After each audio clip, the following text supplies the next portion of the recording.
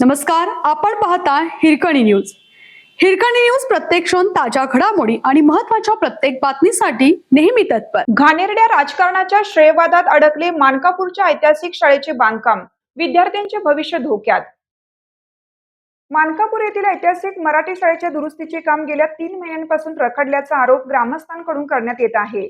वादळी वाऱ्यात शाळेच्या छताचे मोठे नुकसान झाल्यानंतर तातडीने दुरुस्तीचे आश्वासन देण्यात आलं होतं. मात्र आजही काम सुरू न झाल्याने विद्यार्थ्यांचे शिक्षण विस्कळीत झाले असून ग्रामस्थांमध्ये तीव्र नाराजी व्यक्त होत आहे.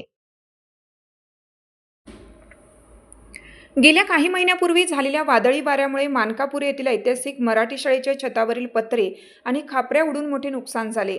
विशेष म्हणजे काही महिन्यापूर्वीच या शाळेच्या छताची दुरुस्ती करण्यात आली होती.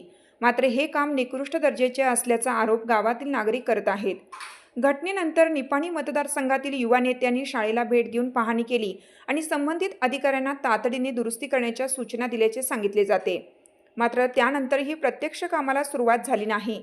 ग्रामस्थांचा आरोप आहे की श्रेयवादाच्या राजकारणामुळे शाळेच्या दुरुस्तीचा प्रश्न रखडला आहे.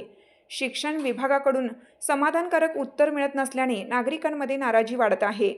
सध्या विद्यार्थ्यांचे वर्ग कुठे भरवायचे, शिक्षण कसे द्यायचे असा गंभीर प्रश्न शिक्षकांसमोर उभा आहे.